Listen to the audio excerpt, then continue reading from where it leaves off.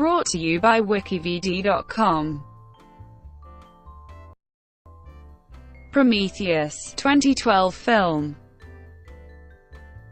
Prometheus is a 2012 science fiction film directed by Ridley Scott, written by John Spaihts and Damon Lindelof, and starring Noomi Rapace, Michael Fassbender, Guy Pearce, Idris Elba, Logan Marshall-Green and Charlize Theron.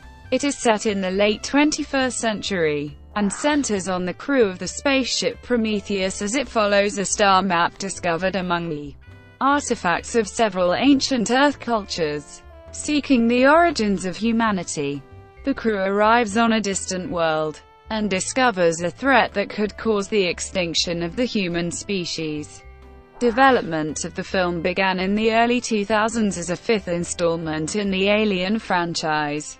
Scott and director James Cameron developed ideas for a film that would serve as a prequel to Scott's 1979 science fiction horror film Alien. By 2003, the development of Alien vs. Predator took precedence, and the project remained dormant until 2009, when Scott again showed interest. Spaihts wrote a script for a prequel to the events of the Alien films, but Scott opted for a different direction to avoid repeating cues from those films. In late 2010, Lindelof joined the project to rewrite Spaihts' script, and he and Scott developed a story that precedes the story of Alien but is not directly connected to that franchise. According to Scott, although the film shares strands of Alien's DNA, so to speak, and takes place in the same universe, Prometheus explores its own mythology and ideas. Prometheus entered production in April 2010 with extensive design phases, during which the technology and creatures that the film required were developed. Principal photography began in March 2011, with an estimated $120,130 million budget. The project was shot using 3D cameras throughout, almost entirely on practical sets, and on location in England, Iceland, Spain and Scotland. It was promoted with a marketing campaign that included viral activities on the web. 3 videos featuring the film's leading actors in character, which expanded on elements of the fictional universe, were released and met with a generally positive reception in awards. Prometheus was released on June 1, 2012 in the United Kingdom, and on June 8, 2012 in North America. The film received praise for the aesthetic design and the acting, especially Fassbender's performance as the android David, while plot elements that remained unresolved or predictable were the main source of criticism. The film grossed over $403 million worldwide. A sequel, Alien: Covenant, was released in May 2017. Plot: as a spacecraft departs a planet, a humanoid alien drinks an iridescent liquid and then dissolves. The remains of the alien cascade into a waterfall. The alien's DNA strands mix with the water. In 2089, archaeologists Elizabeth Shaw and Charlie Holloway discover a star map in Scotland that matches others from several unconnected ancient cultures. They interpret this as an invitation from humanity's forerunners, the engineers. Peter Weyland, the elderly CEO of Weyland Corporation, funds an expedition to follow the map to the distant moon LV-223 aboard the scientific vessel Prometheus. The ship's crew travels in stasis while the android David monitors their voyage. Arriving in December 2093, mission director Meredith Vickers informs them of their mission: to find the engineers and not to make contact without her permission. The Prometheus lands on the barren mountainous surface near a large artificial structure, which her team explores. Inside they find stone cylinders, a monolithic statue of a humanoid head, and the decapitated corpse of a large alien thought to be an engineer.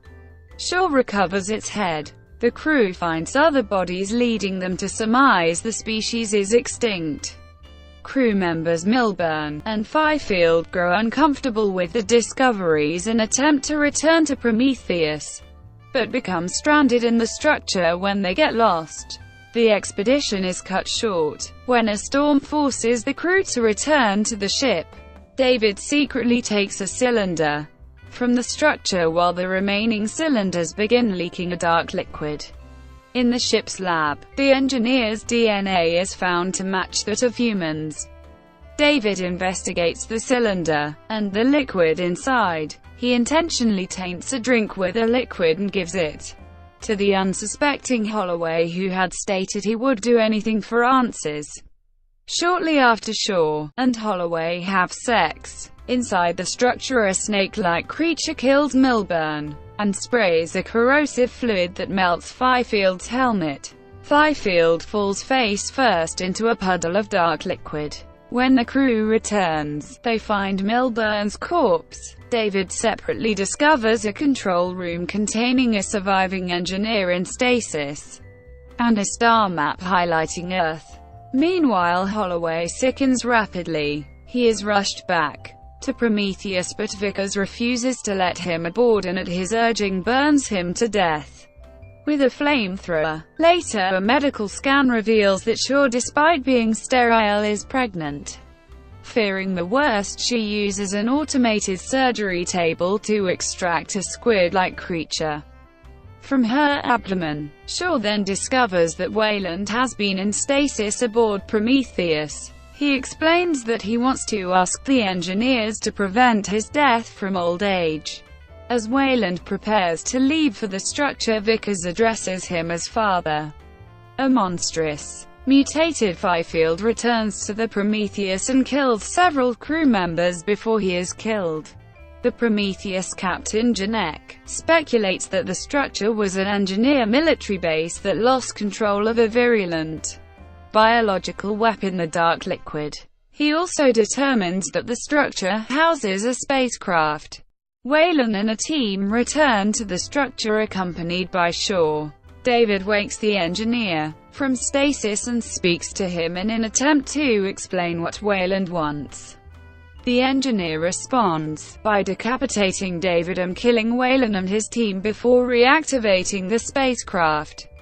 Shaw flees and warns Janek that the engineer is planning to release the liquid on Earth, convincing him to stop the spacecraft. Janek and the remaining crew sacrifice themselves by ramming the Prometheus into the alien craft, ejecting the lifeboat in the process, while Vickers flees in an escape pod.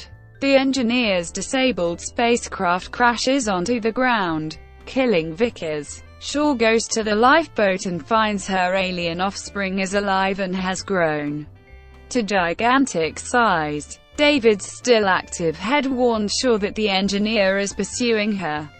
The engineer forces open the lifeboat's airlock and attacks Shaw, who releases her alien offspring onto the engineer. It thrusts an ovipositor down the engineer's throat, subduing him. Shaw recovers David's remains and, with his help, launches another engineer spacecraft. She intends to reach the engineer's homeworld in an attempt to understand why they wanted to destroy humanity. In the lifeboat, an alien creature bursts out of the engineer's chest. Cast. Rapace describes Shaw, an archaeologist, as a believer in God with a very strong faith, and said that in the middle of the movie things happen and she changes into more of a warrior, and in the end SHES such a survivor. To aid her method acting, she developed a complete backstory for Shaw and worked with a dialect coach to achieve a British accent. She also asked her makeup artist to apply extra blood and sweat during filming to more accurately portray her character. Rapace said, "I was out there filming for about 6 months and it was super intense. My body was in so much pain sometimes, but it was absolutely amazing." She dismissed comparisons to the Alien franchise's Ellen Ripley. Rapace came to director Ridley Scott's attention for her performance as Lisbeth Salander in the 2009 drama film The Girl with the Dragon Tattoo. She met Scott in August 2010, and by January 2011 she had secured the role. Actresses Anne Hathaway, Natalie Portman, Gemma Arterton, Carey Mulligan and Abby Cornish were all considered for the role. During development, Lucy Hutchinson, who was 8 years old in 2012, portrays Shaw as a child. David is an android that acts as the ship's butler and maintenance man. It is designed to be indistinguishable from humans and begins to develop its own ego, insecurities, jealousy, and envy. Writer Damon Lindelof stated that the character provides a non-human perspective on the film's events and said, "What does the movie look like from the robot's point of view? If you were to ask him, what do you think about all of this? What's going on? What do you think about these humans who are around you? Wouldn't it be cool if we found a way for that robot to answer those questions?" Fassbender said David's views on the human crew are somewhat childlike. He is jealous and arrogant, because he realizes that his knowledge is all-encompassing and therefore he is superior to the humans. David wants to be acknowledged and praised for his brilliance. In developing his character, Fassbender avoided watching the android characters of Alien and Aliens and instead studied the replicants in Scott's 1982 science fiction film Blade Runner, with a focus on Sean Young's character Rachel, whose vacancy and longing for a soul interested him. Fassbender drew further inspiration from the voice of the HAL 9000 computer in 2001, A Space Odyssey, The Funny Walk and Economy of Movement of Olympic diver Greg Louganis, and the performances of David Bowie in The Man Who Fell to Earth, Dirk Bogarde in The Servant, and Peter O'Toole in Lawrence of Arabia. David's blonde hair was modeled on that of T.E. Lawrence. Scott favored Fassbender for the role. By January 2011 he was confirmed to have joined the cast, despite earlier reports that his agents had sought too high a fee. Vickers is a Weyland Corporation employee who is sent to monitor the expedition. Theron described the character as a suit who slowly sheds her skin through the film, and also as somewhat of a villain who definitely has an agenda. She stated Vickers is pragmatic and desperately wants to control the situation. Scott wanted the character to lurk in the background of scenes, watching other characters instead of being the focus. Theron said that this helped layer her character because you're just so suspicious of her instantly. The similarities between the appearances and mannerisms of Vickers and David were intended to raise the possibility that David was based on Vickers' DNA, or that Vickers is an android herself. After Theron was cast in the role, she developed 3 new scenes with Scott and Lindelof to expand her character. Physical action scenes, some of which involved her running through sand in 30-pound boots, were a problem for Theron. It was intended that Theron would portray Shaw, but a prior commitment to Mad Max: Fury Road prevented her involvement. When that film was delayed, she was able to rejoin Prometheus. Michelle Yeoh and Angelina Jolie were considered for the role. Janek is the captain of the Prometheus. Elba described the character as a longshoreman and a sailor with a military background. He said, "Being the captain is his life, and the crew is his responsibility, and he's a realistic, pragmatic character. He has to get involved. In a film with huge ideas, you need a character like this who can go, wait, why are we doing this?" Weyland is the billionaire founder and CEO of Weyland Corp. Lindelof described him as having a massive ego and suffering from a god complex. Applying the necessary prosthetics and makeup to transform Pearce into the aging Weyland took 5 hours and an hour to remove it. Pearce observed elderly individuals to gain insight into the movement for his character, as he found replicating the impeded physical movement the most difficult part of the role. Max von Sydow was Scott's original choice to play Weyland, but the casting of Pearce made it possible for him to portray Weyland as both an elderly character and a younger man who appeared in an earlier script draft. Holloway is an archaeologist, and Shaw's love interest. Marshall-Green was cast after he was seen performing on stage, off-Broadway. He described Holloway as the 10th Games-type scientist, and said that he liked the character's leap-before-looking philosophy. He also said that Holloway doesn't want to meet his maker. He wants to stand next to his maker. He's willing to go to the edge to get that. Describing the character's motivation, he said, "He goes to the extreme in everything he does, sometimes for the better, sometimes for the worse of the Prometheus crew. I think what drives him is the thrill of the search." Marshall-Green contrasted Holloway with Shaw and said, "SHES the believer. I'm the scientist. I'm the skeptic. I'm the atheist." Fifield is a geologist who has become mentally unstable after many missions. Harris described the character as someone who can sense when things are up. He's your audience guy. Going, "Don't go in that tunnel. We should not be doing this." Fifield's bright red mohawk hairstyle was designed by Harrison Scott, based on Scott's sketch of a man with a severe haircut. Milburn is a biologist. Spall auditioned for another role, but Scott wanted him to play Milburn. On his casting, Spall said, "Alien is one of the best films ever made and it's a real buzz. To be in a spacesuit on an alien set with Ridley Scott coming and speaking to you. It's incredible. That's why I wanted to be an actor, to be in a spacesuit on an alien set." Other cast members include Kate Dickie as the ship's medic, Ford Emun Elliott and Benedict Wong as, respectively, ship pilots Chance and Ravel, and Patrick Wilson as Shaw's father. Ian White and Daniel James portray engineers. Themes. The central theme in Prometheus concerns the eponymous titan of Greek mythology who defies the gods and gifts humanity with fire, for which he is subjected to eternal punishment. The gods want to limit their creations in case they attempt to usurp the gods. The film deals with humanity's relationship with the gods, the creators, and the consequence of defying them. A human expedition intends to find God and receive knowledge about belief, immortality, and death.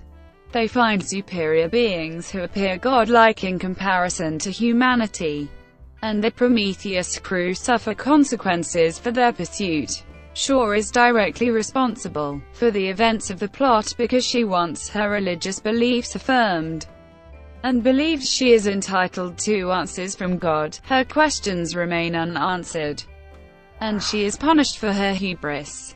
The film offers similar resolution, providing items of information but leaving the connections and conclusions to the audience, potentially leaving the question unanswered. Further religious allusions are implied by the engineer's decision to punish humanity with destruction 2,000 years before the events of the film. Scott suggested that an engineer was sent to Earth to stop humanity's increasing aggression, but was crucified, implying it was Jesus Christ. However, Scott felt that an explicit connection in the film would be a little too on the nose. Artificial intelligence, a unifying theme throughout Scott's career as a director, is particularly evident in Prometheus, primarily through the android David.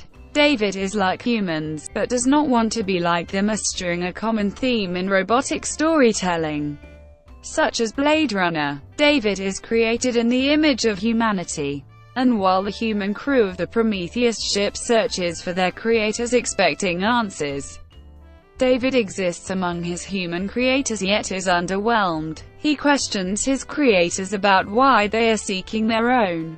Lindelof described the ship as a prison for David. At the conclusion of the film, David's creator is dead and his fundamental programming will end without someone to serve. Lindelof explained that David's programming becomes unclear and that he could be programmed by Shaw or his own sense of curiosity. Following Wayland's death, David is left with Shaw and is sincere and interested in following her, partly out of survival and partly out of curiosity. Another theme is creation and the question of who am I, who made me?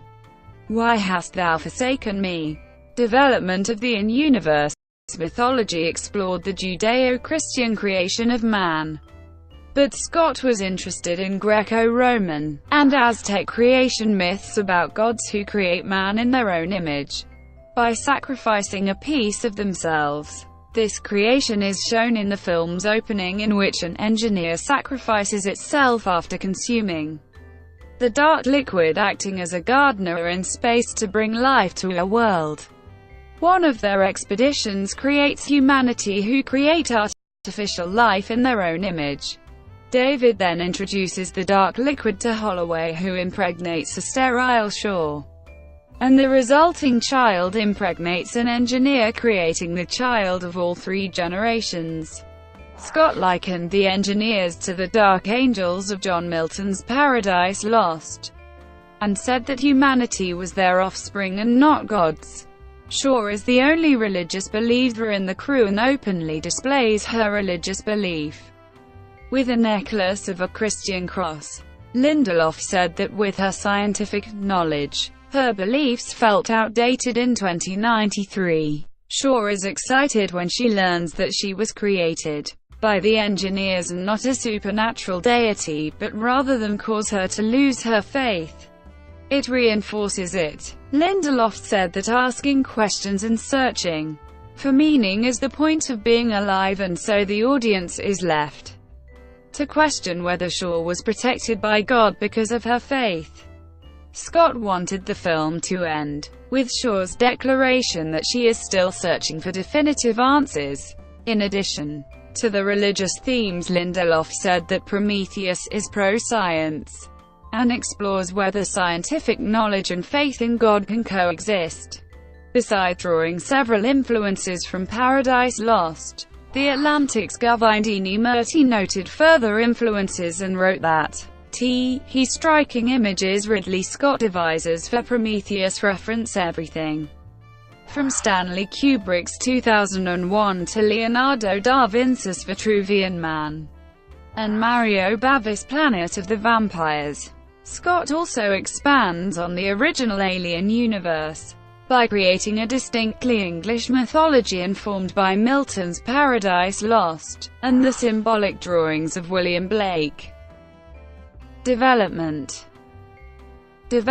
on a fifth film in the Alien franchise was in progress by 2002. Scott considered returning to the series he created with his 1979 science fiction horror film Alien, to pursue a sequel that would explore the engineered origins of the series' alien creatures and the space jockey, the extraterrestrial being who briefly appears in Alien as the deceased pilot of a derelict spaceship. Alien star Sigourney Weaver also expressed interest in returning to the series. Alien's director James Cameron discussed the potential for a sequel with Scott and began working with another writer on a story for the film. It was then that 20th Century Fox approached Cameron with a script for a crossover film that would pit the series monsters against the title characters of the Predator films. This project became the 2004 science fiction film Alien vs. Predator. After Fox confirmed that it would pursue the crossover, Cameron stopped working on his own project, believing the crossover would kill the validity of the franchise. In 2006, Cameron confirmed that he would not return to the Alien sequel project, believing that the series was Fox's asset and he was unwilling to deal with the studio's attempts to influence the potential sequel.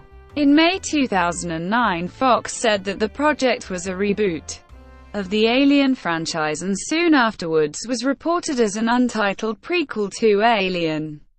Development stopped in June 2009 when Fox clashed with Scott over his selection of former television advertisement director Carl Eric Rinch as director.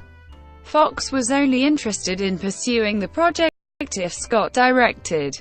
By July 2009, Scott was contracted to direct the film and screenwriter John Spaihts was hired to write the script based on his pitched idea for a direct Alien prequel. With a director and writer in place and pleased with Spaihts' pitch, Fox scheduled a release date for December 2011. But this was eventually cancelled. In June 2010, Scott announced that the script was complete, and that pre-production would begin and a filming date was set for January 2011. Fox eventually pushed to develop the project into an original work, and by July 2010, Lindelof had been hired to redevelop Spaihts' screenplay. In October 2010, Lindelof submitted his rewritten screenplay to Fox. Scott had initially requested a $250 million budget and an adult-oriented project, but Fox was reluctant to invest this amount of money and wanted to ensure the film would receive a lower age rating to broaden the potential audience. In December 2010, it was reported that the film would be called Paradise, named after John Milton's poem Paradise Lost. But Scott considered that this would convey too much information about the film. Fox CEO Thomas Rothman suggested Prometheus, which was confirmed as the title in January 2011. A release date was scheduled for, but weeks later the release was postponed until, with a name confirmed, the production team began to publicly distance the film from its alien origins and were deliberately vague about the connection between the films, believing it would build audience anticipation for Prometheus. Scott stated that, while Alien was indeed the jumping-off point for this project, out of the creative process evolved a new grand mythology, and universe in which this original story takes place. The keen fan will recognize strands of Alien's DNA, so to speak. But the ideas tackled in this film are unique, large and provocative. In June 2011, Scott and Lindelof confirmed that Prometheus takes place in the same universe as the events of the Alien series. In July 2011, Scott stated that by the end of the third act you start to realize there's a DNA of the very first Alien but none of the subsequent films. Writing.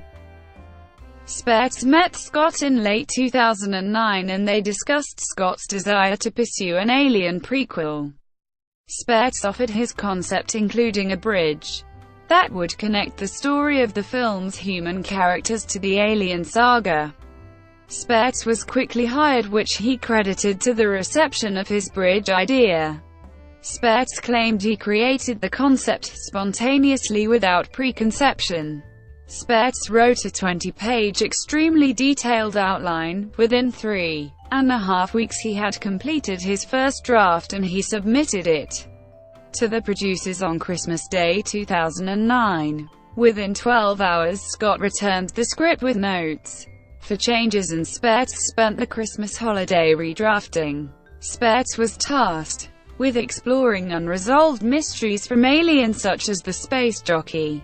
He considered the mysteries of Alien to be alien in nature and said, "All the mysteries have alien players, the exoskeleton nightmare and the elephantine titan that was called the space jockey.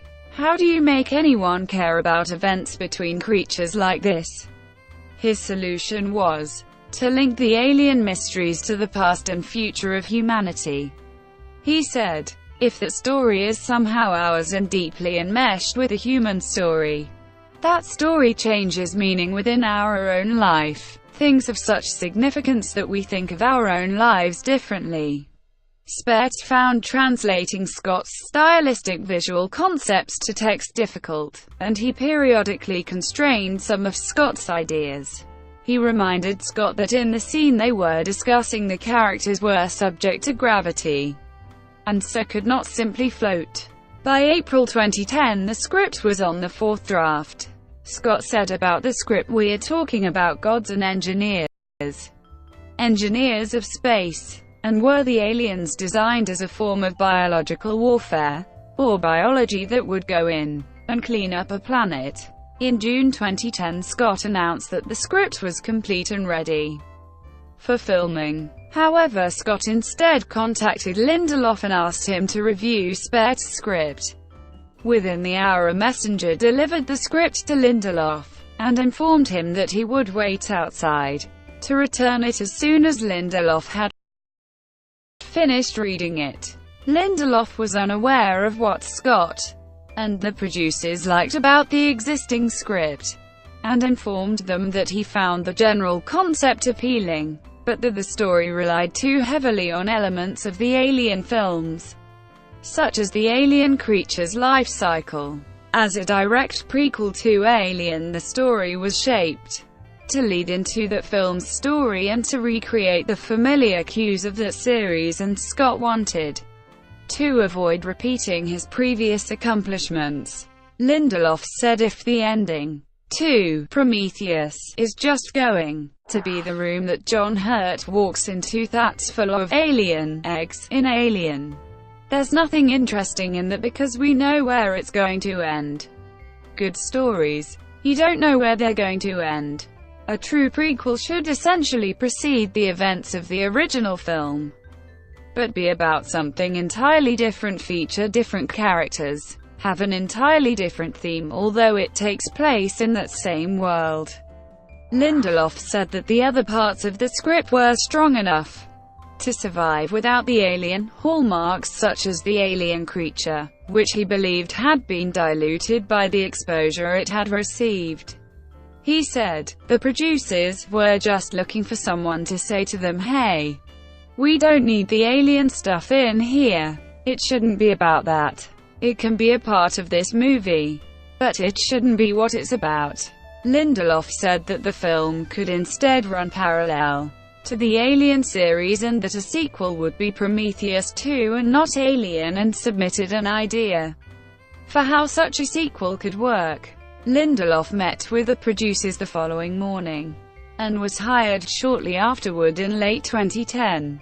Under Lindelof, the script diverged from Spaihts' Alien prequel into an original creation. Scott and Lindelof worked together 5 days a week between July and August 2010 to construct the vision Scott wanted to convey and decide what script changes were needed, including scaling back the alien symbolism and tropes.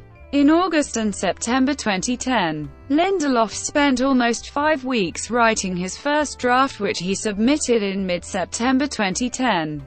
Inspired by Blade Runner and Spaihts' script, Lindelof thought that it would be possible to combine an alien story of action and horror with the Blade Runner thematic, to ask bigger questions than he felt were normally posed in science fiction films. Lindelof said, "Scott's story concept was partially inspired by Chariots of the Gods, Erich von Daniken's work about the theory of ancient astronauts, which hypothesizes that life on Earth was created by aliens." Scott said NASA and the Vatican agree that it is almost mathematically impossible that we can be where we are today without there being a little help along the way. That's what we're looking at in the film, at some of Erich von Daniken's ideas of how did we humans come about. Spaihts originated the idea that David the android is like humans but does not want to be anything like them, eschewing a common theme in robotic storytelling such as Blade Runner. He also developed the theme that while the human crew is searching for their creators, David is already among its creators. Scott liked these ideas, and further explored them in Lindelof's rewrite. For sure, Lindelof felt it was important that she was distinct from Alien's Ripley, to avoid inevitable comparisons between the two characters. In Spaihts' draft, Shaw was directly responsible for the events of the plot because she wants to seek out potentially dangerous knowledge.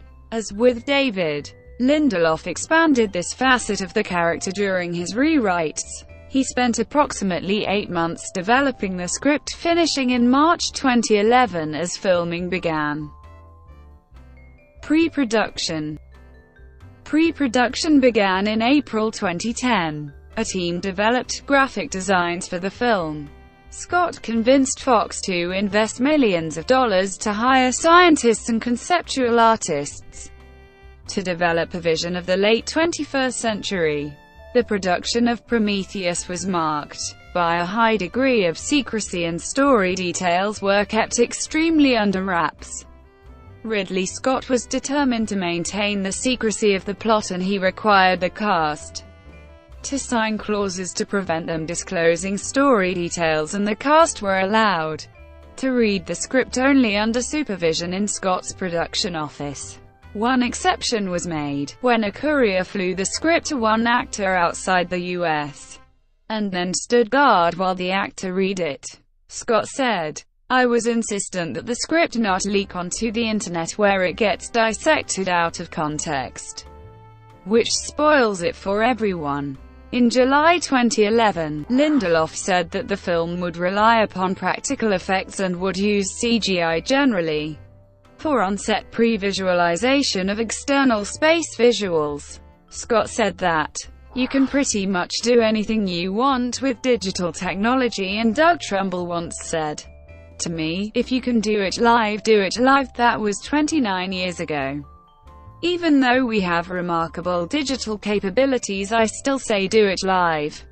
It's cheaper. Cinematographer Dariusz Wolski convinced Scott that it would be possible to film in 3D with the same ease and efficiency of 2D filming. 3D company Reality Technica provided some of the rigs and equipment to facilitate 3D filming and trained the film's crew in their proper operation. According to Scott, the decision to film in 3D added $10 million to the film's budget.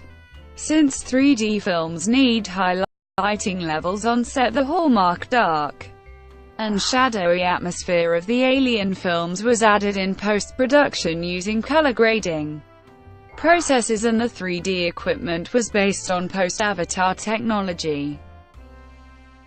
Principal photography. Principal photography began on March 21, 2011, lasted 82 days, and had an estimated $120,130 million budget.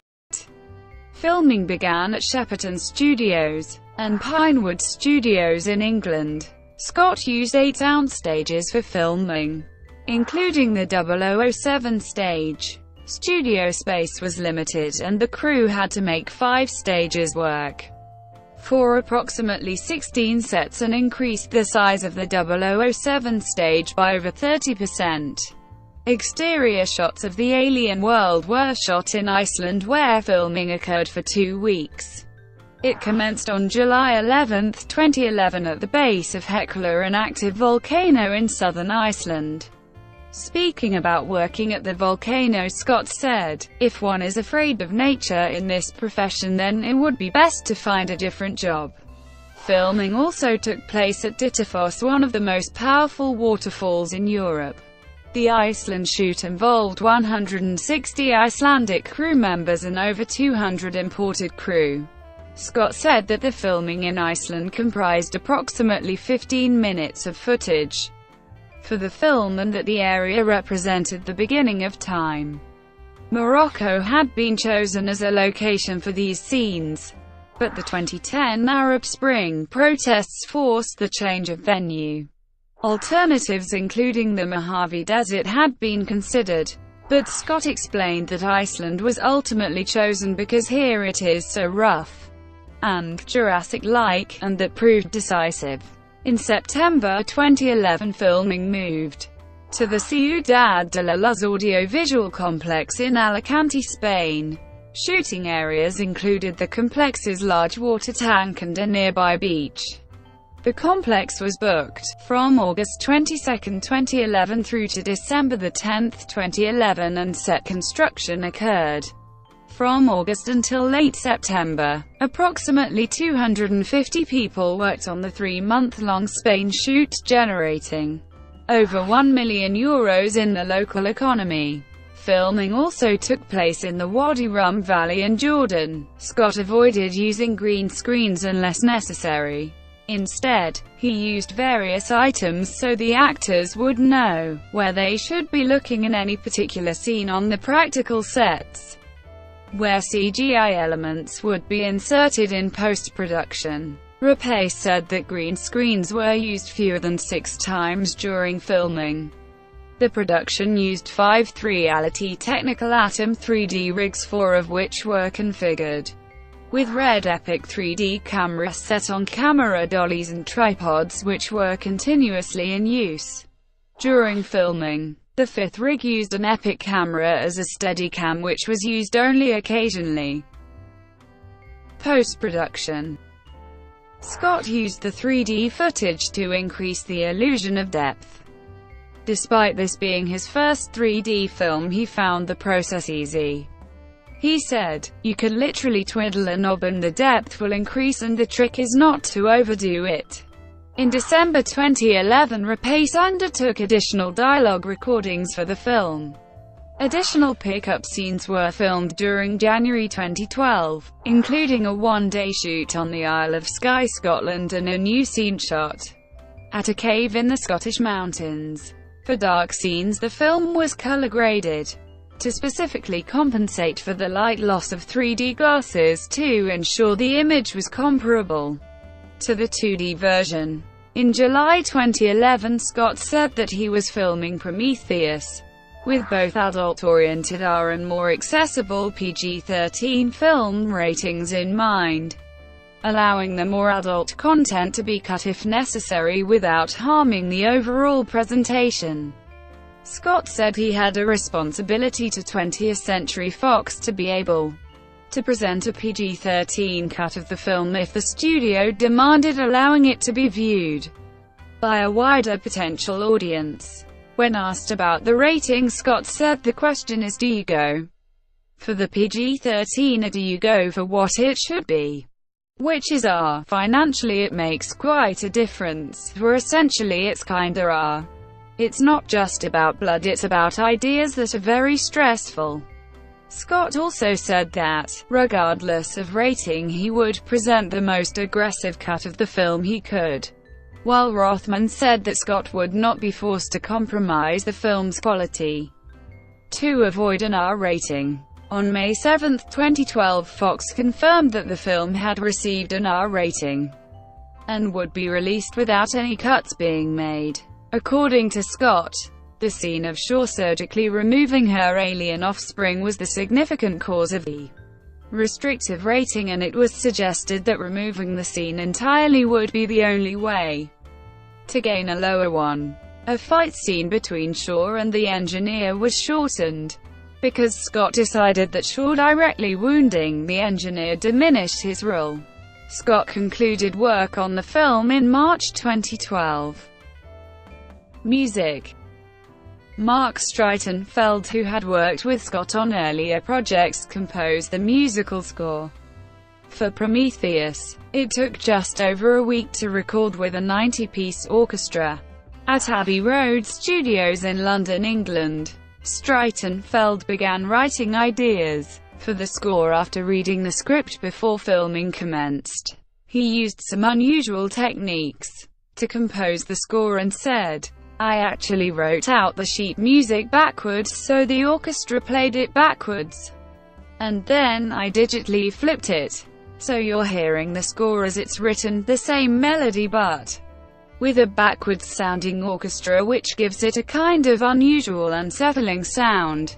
The Prometheus album was released on iTunes on May 15, 2012 and on CD on June 4, 2012. It features 23 tracks by Streitenfeld and 2 supplemental tracks by Harry Gregson Williams. Frédéric Chopin's Raindrop Prelude is also featured in the film. Design. Production designer Arthur Max led the film's design staff.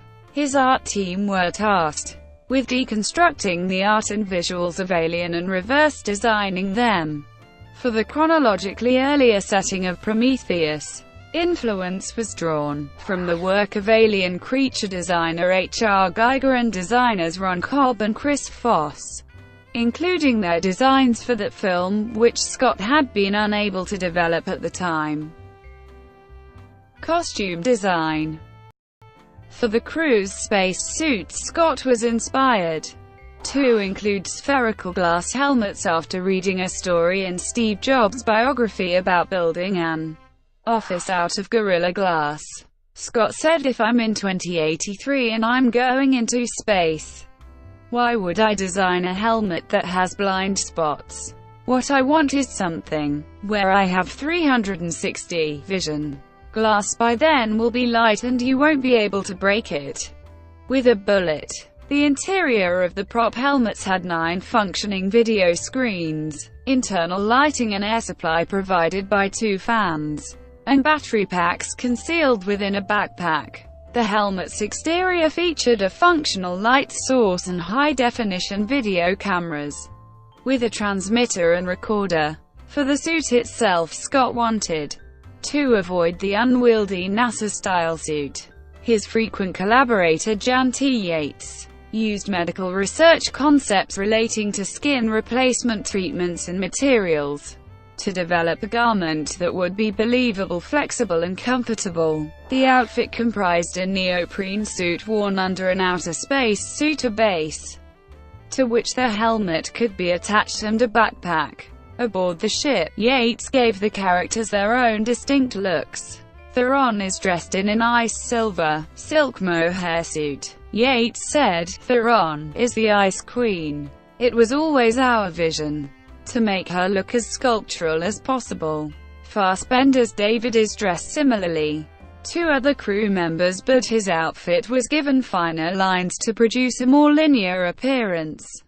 To create a casual, relaxed appearance, Marshall-Green's Holloway was dressed in hoodies, fisherman pants and flip-flops, while Elba wore a canvas greased jacket to represent his long career at the helm of a ship. Sets and vehicles. Arthur Max designed the sets such as the alien world landscape and structures, and the vehicles, including the Prometheus and the engineer's ship. Digital 3D models and miniature replicas of each set were built to allow the designers to envisage the connections between them and to know where the CGI elements would be inserted. To better blend the practical and the digital, the design team took rock samples from the Iceland location so they could match the graphical textures with the real rocks. To create the Prometheus, Max researched NASA and European Space Agency spacecraft designs, and extended these concepts with his own ideas of how future space vehicles might look.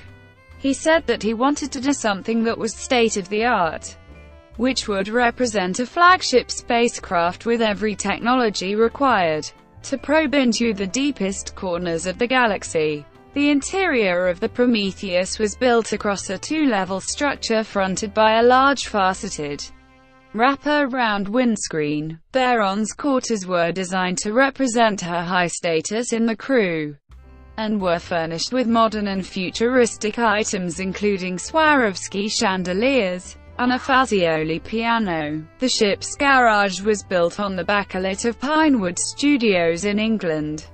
The vehicles inside were built in 11 weeks and were designed to operate on difficult terrain while having a futuristic aesthetic. Max created a large pyramid structure for the alien world, which had its main interior areas connected by a series of chambers, corridors, and tunnels. It was so large that some members of the film crew became lost inside it. The pyramid was enhanced in post-production to further increase its size. One of the key sets, the chamber where the crew find the humanoid head statue, was designed to resemble the interior of a cathedral and convey a quasi-religious impression. Geiger designed the murals that appear within the chamber for the scene of the Prometheus descent to the alien moon. LV-223 visual effects art director Stephen Messing referenced NASA imagery, including vortex cloud structures. He also used aerial photographs of locations in Iceland and Wadi Rum shot by VFX supervisor Richard Stammes and his team. Messing painted over these images and combined them with 3D set extensions to create a realistic altered landscape. Scott wanted the ship's descent scenes to have a sense of grandeur to contrast the dark and shrouded descent featured in Alien. Much of LV-223's world was based upon the world visited in Alien, but scaled back as Scott felt some elements were too unrealistic. Other influences were the Martian mountain Olympus Mons, and several large mountain structures on Earth. NASA advisors provided concepts for the aesthetics of alien worlds which were incorporated into the design work. MPC developed a digital representation of Wadi Rum using the design material, modified it to locate the alien pyramid and a landing area for the Prometheus, and resized the planet's natural features relative to the alien structures. Creature effects. Neil Scanlon and Connor O'Sullivan developed the film's alien creatures, aiming to convey that each creature has a logical biological function and purpose.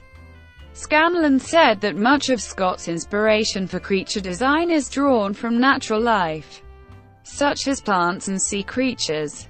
Creature designer Carlos Huante chose to make the creature designs pale to contrast the black-toned Geiger-influenced aesthetic of Alien. Huante designed them to be white and embryonic, because the events in the film occur before Giger's influence had taken effect. Huante took influences from references Scott was using to design the pale-skinned engineers. Huante also referenced other Geiger works, national monuments, large sculptures, and the Crazy Horse Memorial statue in South Dakota. Part of Huante's early design work included developing precursors to Alien's facehugger and a primitive alien creature, but these were cut from the final release. When designing the engineers, Scott and Huante referenced paintings by William Blake and J.M.W.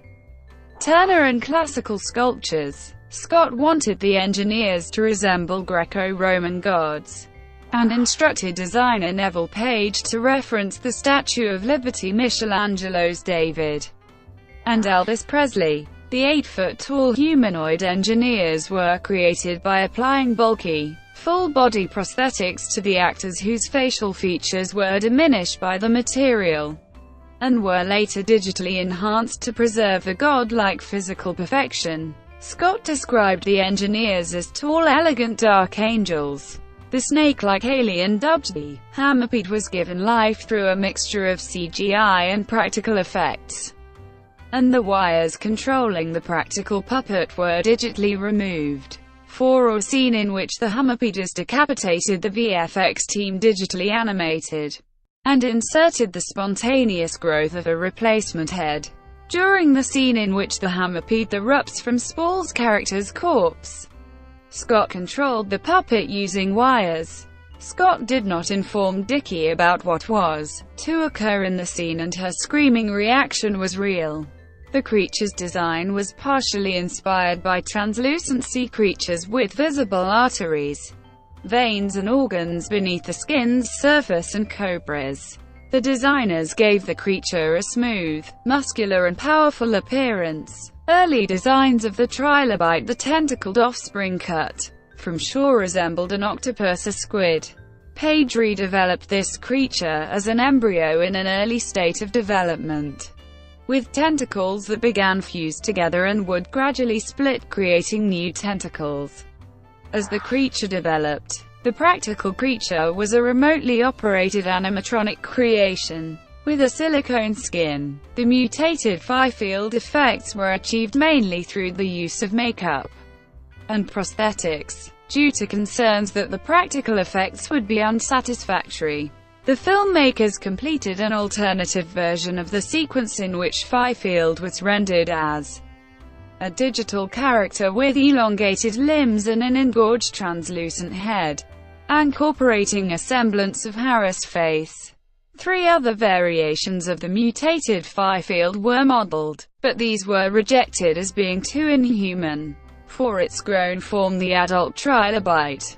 Max found inspiration from an arthropod-like creature from Earth's Cambrian period, and the alien octopus in Jean Giraud's illustrations for the comic strip The Long Tomorrow.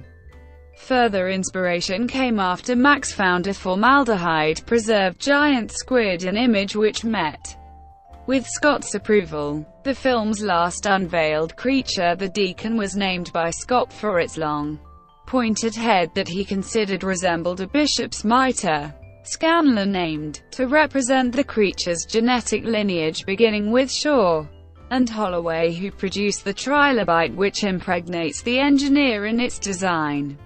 However, the creature was given a somewhat feminine appearance since it was born of a female before being born of a male. Messing drew inspiration for the Deacon's birth scene from the birth of foals and created an iridescent appearance for its skin based on the equine placenta. The Deacon's protruding jaw was inspired by the goblin shark. Sound effects. Sound effects were generated with a variety of sources including pop rocks, a brand of popping candy, and a parrot. The glistening ice forming on the stone cylinders discovered in the film was created by applying the popping candy to materials such as wet metal and stone that was then sprayed with water to produce the popping cracking sound. Sound designer Anne Sabella's parrot was recorded over several weeks to document her variety of vocalizations, which were then used as beeps, alarms, and the cries of Shaw's alien offspring. Visual effects. Prometheus contains approximately 1,300 digital effect shots. The main effects studio was Moving Picture Company, which produced 420 of the shots. Several other studios including Weta Digital, Fuel VFX, Rising Sun Pictures, Luma Pictures, Lola Visual Effects and Hammerhead Productions also produce effects shots for the film. The creation of life from the disintegration of an engineer in the film's opening scene was created by Weta Digital. The scene was difficult to produce because it had to convey the story of the engineer's DNA breaking apart, reforming, and recombining into Earth DNA in a limited span of time. The team focused on making the DNA stages distinct to convey its changing nature. Scott requested the studio to focus on the destruction occurring within the engineer. A light color scheme was used for the engineer's DNA, and decayed fish spines were used as an image reference, while the infected DNA had a melted appearance. To find methods of depicting the DNA destruction, the team carved vein-like structures from silicone and pumped black ink and oils into them while filming the changes occurring over an extended period of time. A key scene involving a large 3D hologram star map dubbed the Orrery was inspired by the 1766 Joseph Wright painting A Philosopher Lecturing on the Orrery, in which a scientist displays a mechanical planetarium by candlelight while discussing the necessity of a star map with Spaihts. Scott mentioned that he envisaged a physical representation being similar to the painting, although he was unaware of its title and described it as Circles in Circles, with a candle-lit image. Using Scott's description, Spaihts located an image of the painting. Spaihts said making the leap from a star map to an Enlightenment painting, and then back into the far future. Scott's mind just multiplexes in that way. The Orrery was one of the most complex visual effects, contained 80,100 million polygons, and took several weeks to render as a single complete shot. Marketing. Prometheus' marketing campaign began on July 21, 2011 at the San Diego Comic-Con International, where images and footage from the film were presented by Lindelof and Theron. Scott and Rapace participated via satellite contribution. A segment of the footage showed Theron performing naked push-ups, which attracted much attention. A teaser poster was released on December 14, 2011, with the tagline "The Search 4-hour beginning could lead to hour end. A bootleg recording of an incomplete trailer was leaked online on November 27, 2011, but was swiftly taken down by Fox. The trailer was released on December 22, 2011. On March 17, 2012, Scott, in partnership with AMC Theatres, hosted the premiere of the first full Prometheus trailer at the AMC Downtown Disney during WonderCon in Anaheim, California. The event was streamed live via Facebook, Twitter, and the AMC Theatre website, and the trailer was posted on AMC's YouTube channel immediately after its debut. Reactions to the trailer from WonderCon attendees and on Twitter were generally positive, and it received nearly 3 million views in the 3 days following its release.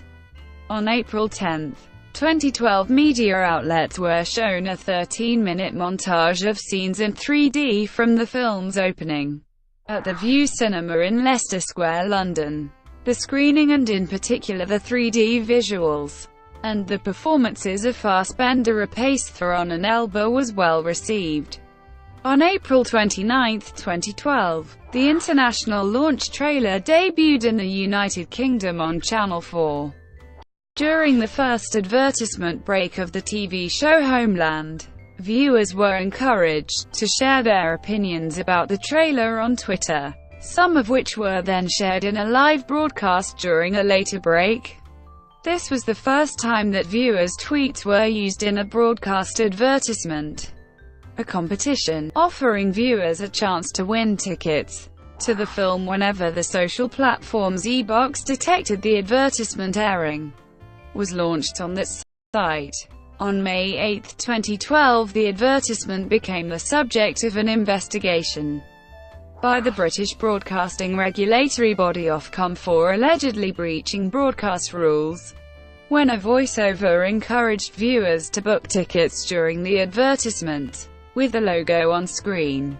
The broadcast potentially broke a ruling that advertising and teleshopping must be clearly distinguishable from editorial content, although marketers typically avoid promoting adult-oriented films to reach a broader demographic. The film attracted several promotional partners including Coors, Amazon and Verizon Fiss, which were estimated to have spent $30 million in marketing support. Amazon directed interested users to purchase tickets through Fandango, and placed promotional material in products shipped to customers. This was the first time that Amazon had allowed such marketing by an external company. The premiere in London was streamed live via the film's website and the Verizon Fiss Facebook page. The event was facilitated by Bumbox, which took audience questions from social sites and gave them to reporters to ask at the event. The National Entertainment Collectibles Association released a series of Prometheus action figures in September 2012. A book, Prometheus: The Art of the Film, containing production art and behind-the-scenes photographs, was released on June 12, 2012. Viral campaign. A viral marketing campaign began on February 28, 2012, with the release of a video featuring a speech by Pearce in character as Peter Weyland about his vision for the future, set in 2023. The TED 2023 video presents a futuristic vision of a TED conference, an annual technology and design event held in Long Beach, California. The segment was conceived and designed by Scott and Lindelof and directed by Scott's son Luke. The production was made in collaboration with, and made available through TED because Lindelof wanted to introduce new audiences to the conference itself. Lindelof said that the scene takes place in a futuristic stadium because a guy like Peter Weyland, whose ego is just massive, and the ideas that helps advancing are nothing short of hubris, that he'd basically say to TED, "If you want me to give a talk, I'm giving it in Wembley Stadium."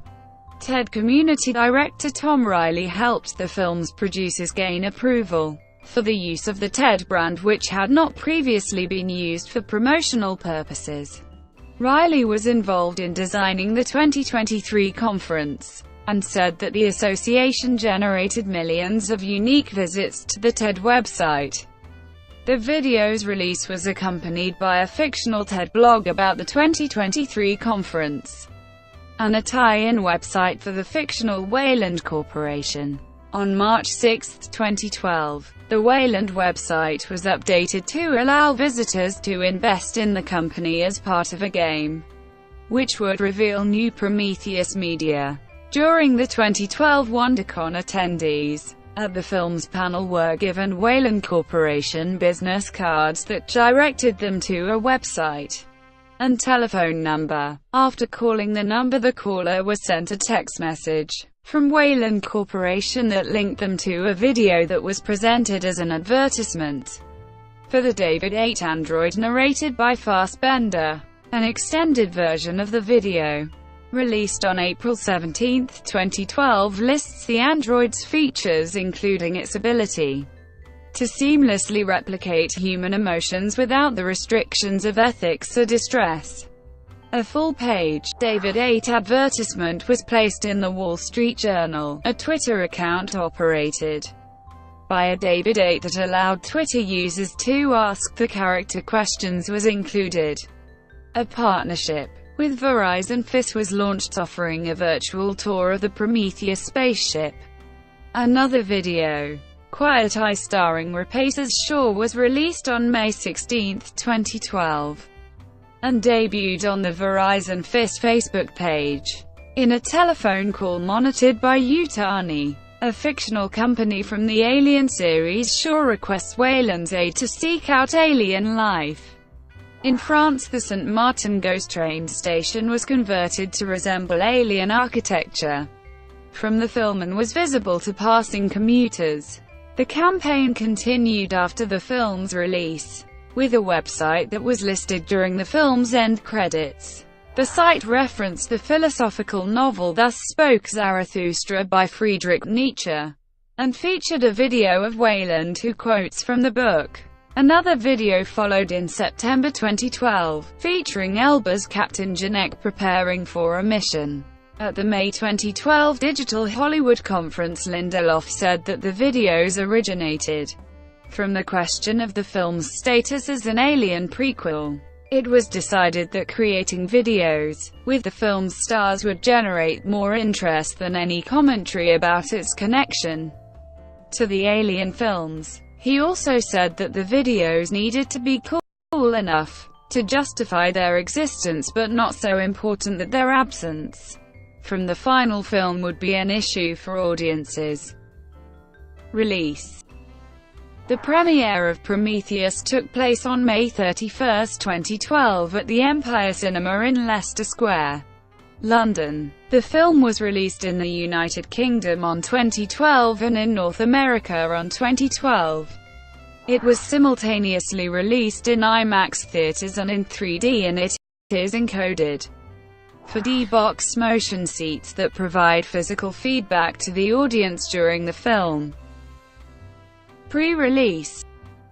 In the United Kingdom, approximately £1 million of tickets were pre-sold, 18,827 tickets pre-sold for the London IMAX, the largest IMAX screen in the country, which broke the theatre records for the highest grossing week of pre-sales with £293,312, and the highest grossing first day of pre-sales with £137,000. It extended this record to 30,000 tickets sold and £470,977 earned, and become the most pre-booked film at that theatre, exceeding the performance of high-profile IMAX releases including Harry Potter and the Deathly Hallows Part 2 and Avatar. In North America, audience tracking showed high interest among males but low among females. In the week before the film's release, predictions were conflicted on whether Prometheus or Madagascar 3, Europe's Most Wanted, which were released simultaneously, would reach number 1.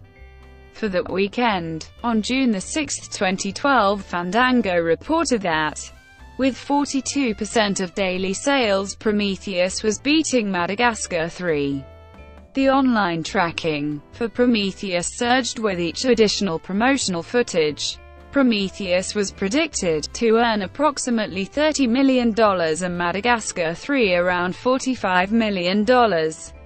As the weekend approached, tracking suggested a $55 million debut for Madagascar 3 and $55 million for Prometheus.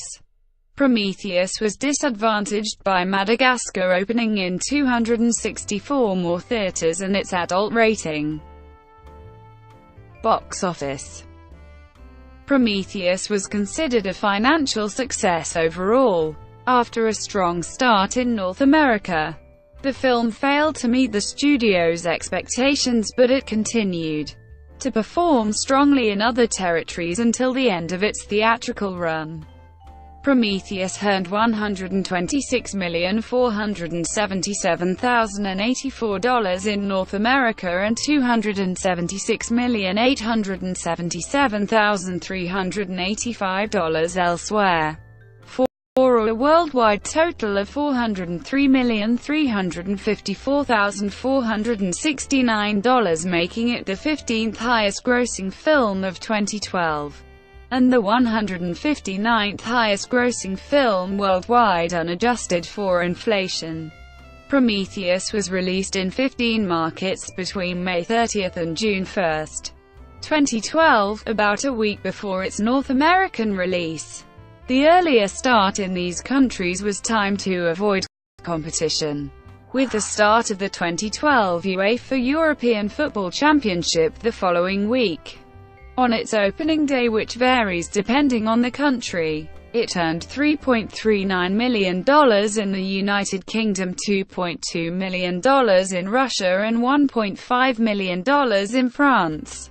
The film earned $34.8 million during its opening weekend from 4,695 theaters in 15 markets, and debuted at number 1 in 14 of them with an average of $7,461 per theater. Its overall rank for the weekend was third behind Men in Black 3 and Snow White.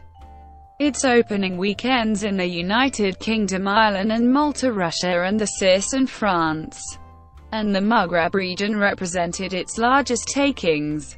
By June 8, the film had opened in a total of 50 markets and was also successful during its opening weekends in Australia and South Korea. During its late August opening in Japan, the film earned $9.6 million.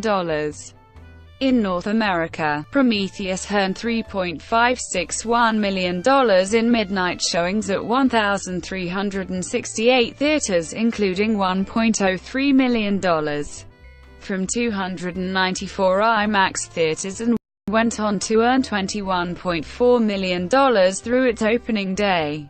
During its opening weekend, the film earned $51.05 million from 3,396 theaters, an average of $15,032 per theater, ranking second behind Madagascar 3, which made it the second largest opening for a film directed by Scott behind his 2001 thriller Hannibal, the third largest second-place opening, the ninth largest opening for a prequel and the 10th largest for an R-rated film. The largest demographic of the opening weekend audience was over the age of 25 and male. 3D showings accounted for 54% of ticket sales, while IMAX contributed 18%, the majority of which was accounted for in the 3D figure.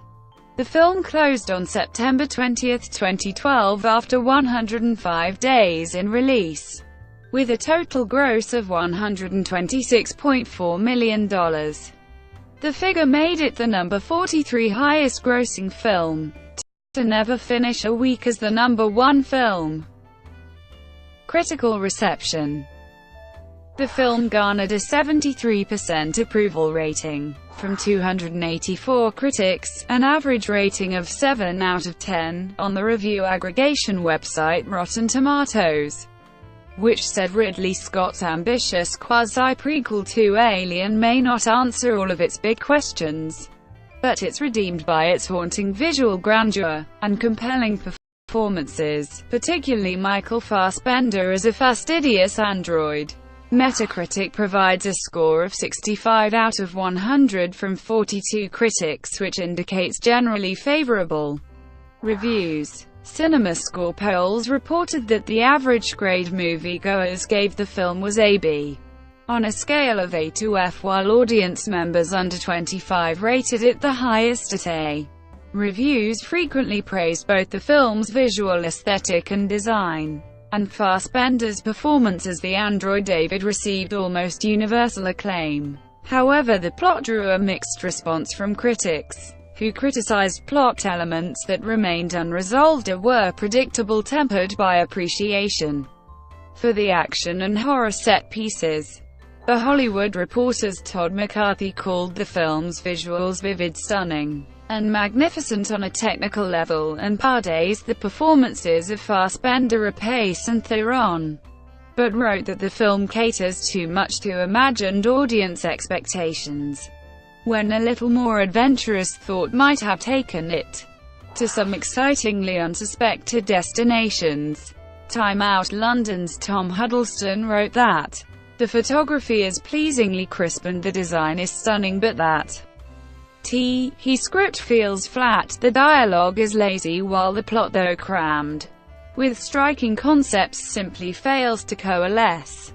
After an enjoyable setup, the central act is baggy, confusing and in places slightly boring, while the climax has flash and fireworks, but no real momentum. Emmanuel Levy wrote that the writing was his only complaint about the film, which he said is not only uneven but promises more original ideas and thematic provocations than it can possibly deliver. Roger Ebert gave the film 4 out of 4 stars, labeling it a seamless blend of story, special effects and pitch-perfect casting, filmed in insane, effective 3D that doesn't distract.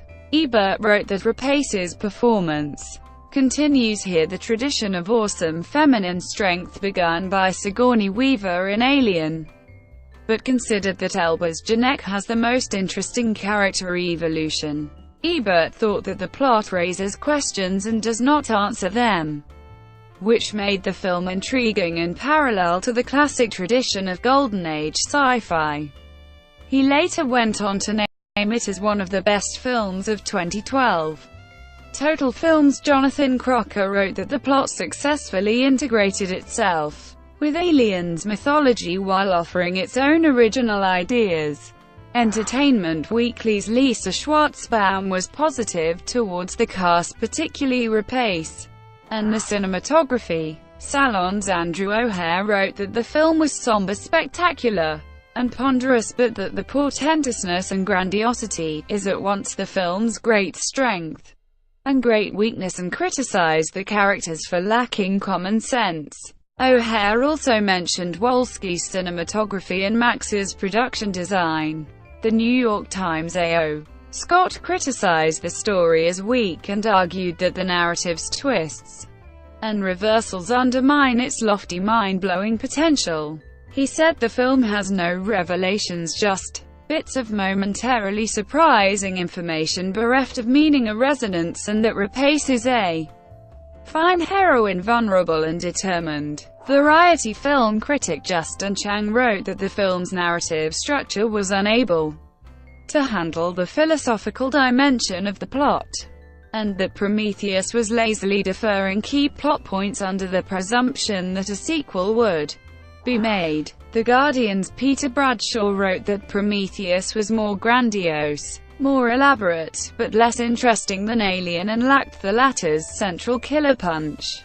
Ian Nathan of Empire magazine was unimpressed by Rapace, whom he described as an unconvincing lead, and said that with their lack of suspense, threadbare characters and a very poor script. The stunning visuals, gloopy madness, and sterling Fassbenderiness can't prevent Prometheus feeling like Alien's poor relation. The Village Voice's Nick Pinkerton wrote that the film is prone to shallow ponderousness, and that Scott can still mimic the appearance of an epic, noble, important movie, but the appearance is all.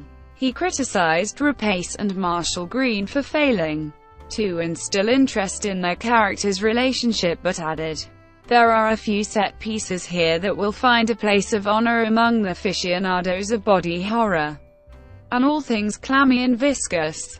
James Cameron said, "I enjoyed Prometheus. I thought it was great. I thought it was Ridley returning to science fiction with gusto. With great tactical performance, beautiful photography, great native 3D. There might have been a few things that I would have done differently, but that's not the point. You could say that about any movie." Home media. In North America, Prometheus DVD and Blu-ray disc releases were listed for pre-order in partnership with Amazon on June 1, 2012. A week before the film was released in theaters, a limited number of cinema tickets for the film were offered as a pre-order incentive. In June 2012, FX obtained the rights to the film's network television premiere. On September 7, 2012, Fox announced that Prometheus would be the launch title of its new digital distribution initiative, Digital HD. The film was released on September 18, 2012, 3 weeks prior to its DVD, Blu-ray disc, and video-on-demand release for downloading and streaming through platforms including Amazon, iTunes, PlayStation Network, and Xbox Live in over 50 countries. The film was released on Blu-ray disc and DVD on October 9, 2012. The Blu-ray disc edition of the film was released in a 2-disc set and a 4-disc collector's edition. Both versions contain the theatrical cut of Prometheus, commentary by Scott, Lindelof and Spaihts, a DVD and digital copy of the film, alternate and deleted scenes, and other features. Additionally, the collector's edition contains the 3D version of the film and approximately 7 hours of supplemental features, including a documentary on the film's production. On October 8, 2012, it was reported that Fox had requested an extended version of the film for home media, but Scott refused to edit cut scenes back into the theatrical version of the film, which he considered his director's cut. During its first week of sale in the United Kingdom, Prometheus was the #1 selling film on DVD and Blu-ray disc, outselling its nearest competitor by a factor of 3. An Ultra HD Blu-ray version is scheduled for release in September 2017. Sequels. On March 17, 2012, Scott said that the film leaves many questions unanswered, and that these could be answered in a sequel. He said, "If we're lucky, there'll be a second part. It does leave you with some nice open questions." Asked whether a sequel would be a direct prequel to Alien, Lindelof said, "If we're fortunate enough to do a sequel, it will tangentialize even further away from the original Alien." In June 2012, Lindelof said that while plot elements were deliberately left unresolved so that they could be answered in a sequel, he and Scott had thoroughly discussed what should be resolved so that Prometheus could stand alone, as a sequel was not guaranteed. Scott said that a sequel would follow short to her next destination, because if it is paradise, paradise cannot be what you think it is. Paradise has a connotation of being extremely sinister and ominous. Lindelof cast doubt on his participation and said, "If Scott wants me to be involved in something, that would be hard to say no to. At the same time, I do feel like Prometheus might benefit from a fresh voice or a fresh take or a fresh thought." Scott said that an additional film would be required to bridge the gap between the Prometheus sequel and Alien. Scott later stated it would take an additional 2 sequels to bridge the gap to Alien. As of August 1, 2012, Fox was pursuing a sequel with Scott, Rapace and Fassbender involved, and was talking to new writers in case Lindelof did not return. The film would be scheduled for a release no earlier than 2014. In December 2012, Lindelof had decided not to work on a sequel, citing other commitments. In June 2013, Jack Paglin was in negotiations to write the sequel. In October 2013, Scott confirmed that the script was complete, but in March 2014, Michael Green was hired to rewrite Paglin's script. In August 2015, it was announced that production for the film would begin in January 2016, with Michael Fassbender and Noomi Rapace reprising their roles and Scott directing.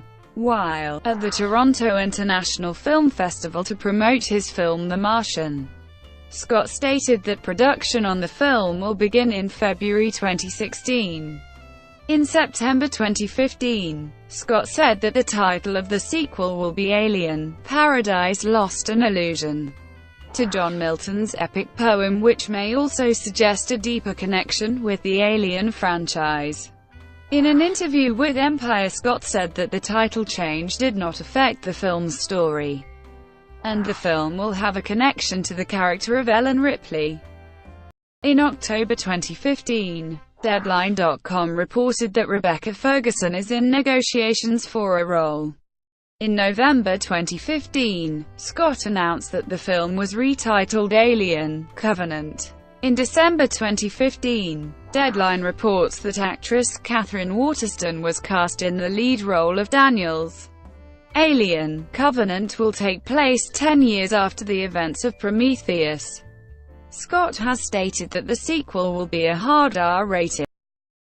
In February 2016, Danny McBride entered negotiations to join the film as a crew member of the Covenant ship along with Damian Bichir, Jussie Smollett, Amy Seimetz, Carmen Ejogo, Callie Hernandez, Alex England, and Billy Crudup joining the cast. Alien: Covenant premiered in London, England on May 4, 2017, and was released in the United States on May 19, 2017. Comics. In 2013, a comic book series was announced by Dark Horse Comics that serves as a spin-off to Prometheus. The series, titled Fire and Stone, is an Alien vs. Predator crossover featuring content exclusive to Prometheus. The first issue of Fire and Stone was released on September 10, 2014. Brought to you by WikiVidi.com. Would you like to know more?